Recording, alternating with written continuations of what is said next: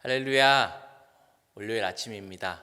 오늘 하루도 하나님의 말씀 가운데 또 우리가 하나님 앞에 기도함으로 승리하는 삶을 살아가는 저와 여러분들이 되시기를 간절히 축원합니다. 오늘 말씀은 골로새서 2장 6절에서 19절까지 말씀입니다. 골로새서 2장 6절에서 19절까지 말씀을 우리 천천히 한번 함께 말씀을 보도록 하겠습니다. 그러므로 너희가 그리스도 예수를 주로 받았으니 그 안에서 행하되 그 안에 뿌리를 박으며 세움을 받아 교훈을 받은 대로 믿음에 굳게 서서 감사함을 넘치게 하라. 누가 철학과 헛된 속임수로 너희를 사로잡을까 주의하라. 이것은 사람의 전통과 세상의 학문을 따름이요 그리스도를 따름이 아니니라. 그 안에 신성의 모든 충만이 육체로 거하시고 너희도 그 안에 충만하여졌으니 그는 모든 통치자와 권세의 머리시라. 또 그 안에 너희가 손으로 하지 아니한 할례를 받았으니 곧 육의 몸을 벗는 것이요 그리스도의 할례니라. 너희가 세례로 그리스도와 함께 장사되고 또 죽은 자 가운데서 그를 일으키신 하나님의 역사를 믿음으로 말미암아 그 안에서 함께 일으키심을 받았느니라. 또 범죄와 육체의 무할례로 죽었던 너희를 하나님이 그와 함께 살리시고 우리의 모든 죄를 사하시고 우리를 거스리시고 불리하게 하는 법조문으로 쓴 증서를 지우시고 제하여 버리사 십자가에 못 박으시고 통치자들과 권세들을 무력화하여 드러내어 구경거리로 삼으시고 십자가로 그들을 이기셨느니라.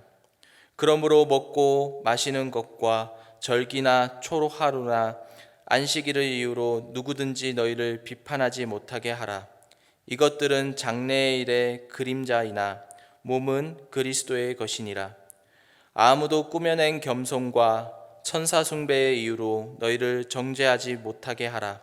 그가 그 본 것에 의지하여 그 육신의 생각을 따라 헛되이 과장하고 머리를 붙들지 아니하는지라. 온 몸이 머리로 말미암아 마디와 힘줄로 공급받아 연합하여 하나님이 자라게 하심으로 자라느니라. 아멘. 우리 인생을 마라톤 경기에 비유합니다. 하지만 우리의 신앙생활 역시 마라톤 경기와 같습니다. 출발할 때 잘 출발해야 하고 끝까지 잘 달려야 합니다. 그런데 신앙생활과 이 마라톤 다른 점이 있다면 여러 가지 장애의 요인이 있다라는 것입니다. 오늘 본문 말씀을 살펴보면 9절 말씀 가운데 그리스도가 하나님의 신성이 충만한 분이라고 말씀하고 있습니다. 그리고 10절 말씀 가운데 우리가 어떻게 하나님의 신성으로 충만해지는가에 대해서 말씀하고 있습니다. 오늘 말씀을 묵상하면 우리가 어떤 신앙생활을 해야 하는지, 또 우리가 무엇을 붙잡고 삶을 살아가야 되는지에 대해서 말씀하고 있습니다. 우리가 하나님으로 말미암아 충만하게 이르게 된 것 무엇입니까? 우리가 그리스도를 구주로 영접하고 우리 마음의 할례를 받아 죄악된 옛 성품을 잘라내었습니다. 그리고 새로운 하나님의 성품에 동참하며 그리스도인의 삶을 살아가고 있습니다. 우리의 옛사람이 청산되고 모든 죄악된 모습들이 그리스도의 십자가 은혜로 사라졌습니다. 우리는 예수 그리스도의 십자가, 그 십자가의 승리를 통해서 그리스도와 함께 일으키심을 받아 하나님의 충만함에 이르게 되었습니다. 오늘 골로새서 이 말씀은 바울이 골로새 교인들에게 보낸 편지입니다. 골로새 교회는 바울이 직접 세웠던 교회는 아니었습니다. 하지만 이 바울이 에베소에서 복음을 전하였을 때 에바브라라는 사람이 바울에게 복음을 듣고 또 그 복음을 골로새로 돌아가 그곳에서 사람들에게 복음을 전했습니다. 그리고 복음을 전하고 세워진 교회가 바로 골로새 교회였습니다. 이 골로새 중심으로 세워진 이 교회, 작은 교회였지만 비교적 믿음의 질서가 잘 유지되었습니다.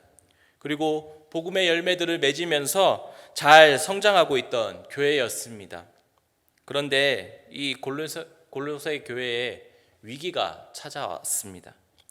정확하게 말씀에서는 언급하고 있지는 않지만 이 철학과 헛된 속임수, 사람의 유전과 세상의 초등학문과 같은 그런 것들이 이 골로새 교회의 위협의 대상이 되었습니다. 학자들은 종교적 혼합주의 이단, 이 이단이 골로새 교회를 침투했다라고 이야기를 합니다. 당시 영지주의 사상을 가진 이단들이 많은 교회들을 괴롭혔습니다. 학자들은 골로새 교회 역시 영지주의 사상을 가진 종교 혼합주의 이단이 골로새 교회를 어지럽게 했을 것이다 라고 이야기를 하고 있습니다. 우리가 작년 한국에서 폭발적인 코로나 확진자 수가 나왔을 때 거기에 중심에 신천지가 있었음을 우리가 보았습니다. 그러면서 신천지 성도수에 한번 놀라고 수많은 사람들이 그 신천지에 빠져 있음을 보면서 또 한번 놀라게 되었습니다. 이 수많은 사람들이 신천지에 빠져서 자신을 숨기며 그렇게 삶을 살아가고 있는 모습 우리가 보았지 않습니까? 지금도 마찬가지이지만 성도들이 엉뚱한 곳에 끌리고 그곳에 빠지는 이유 무엇입니까? 진리에 대한 확신이 없기에 그렇습니다. 잘못된 것을 믿으면 당연히 잘못된 길로 빠지게 되는 것입니다. 그리스도에 대해서 올바르게 알지 못하면서 우리의 신앙생활을 하면서 실제적인 삶의 문제들 당연히 발생할 수 있습니다. 신앙생활을 열심히 하고 있는 사람들에게 저 사람 믿음이 좋다라고 이야기를 듣는 사람일수록 자신의 기준에 맞지 않으면 비난하고 또 책망하고 겸손을 가장하면서 그렇게 교만한 행동들을 하고 있습니다. 잘못된 영적 교만은 가정과 교회를 분열을 일으킵니다. 자신이 남보다 열심히 신앙생활하면서 영성이 충만하다라고 이야기하는 성도들은 보통 자신의 교만을 감추고 겉으로는 꾸며낸 겸손의 모습을 보이면서 그렇게 신앙생활을 합니다.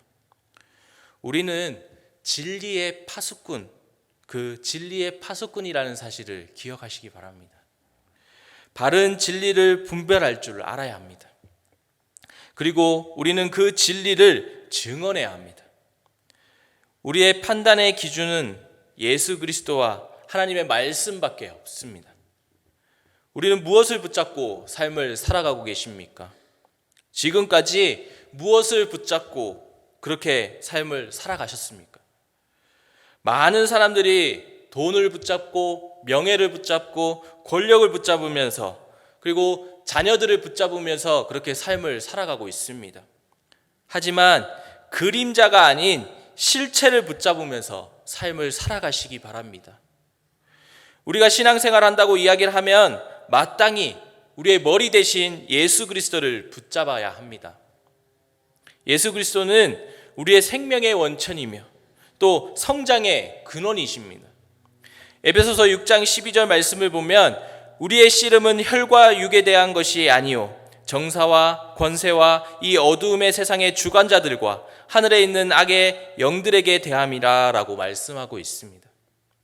바울은 하나님의 법을 준수하지 아니하고 잘못된 동기를 가지고 절기를 지키는 것을 세상의 악한 영들, 어두움의 권세와 정사를 따르는 것이다 라고 말씀하고 있습니다. 우리가 삶을 살아가는 날들에 대한 모든 규정들은 장래의 그림자에 불과합니다. 예수님 이미 오셨습니다. 그리고 십자가에서 승리하셨습니다. 그렇기에 더 이상 우리는 율법적인 규정에 얽매일 필요가 없습니다. 우리가 먹든지 마시든지 그리스도의 영광을 위해서 삶을 살아가야 합니다. 그렇다면 우리가 예수님을 붙잡고 삶을 살아가야 하는 이유 무엇입니까? 우리의 몸은 머리에 붙어 있어야 제 기능을 할 수 있습니다. 머리로 말미암아 영양을 공급받고 마디와 힘줄로 공급함을 얻고 연합하여 자라납니다. 우리의 삶 가운데 더욱 그리스도를 사모하는 저와 여러분들이 되시기를 바랍니다. 성숙한 믿음은 그리스도께 붙잡혀 삶을 살아가는 삶, 그 삶을 이야기를 합니다. 요한복음 15장 5절 말씀 살펴보면 나는 포도나무요 너희는 가지라. 그가 내 안에 내가 그 안에 거하면 사람의 열매를 많이 맺나니 나를 떠나서는 너희가 아무것도 할 수 없음이라 라고 말씀하고 있습니다. 그리스도의 몸에 우리가 붙어 있을 때 성장하게 됩니다. 또 우리의 신앙의 그 성숙을 하게 됩니다. 우리가 그리스도를 붙잡으며 삶을 살아간다면 언젠가 우리의 삶이 어려운 순간들이 찾아왔을 때 붙잡은 그리스도를 놓아버릴 수도 있습니다. 하지만 우리가 그리스도께 붙잡혀 삶을 살아간다면 하나님의 섭리하심과 계획 속에서 많은 열매를 맺고 주님이 오실 그날까지 우리의 삶 가운데 향기 나는 삶, 하나님의 축복을 전하는 삶, 행복한 삶을 살아갈 수 있습니다. 이러한 삶을 살아가는 저와 여러분들이 되시기를 간절히 축원합니다.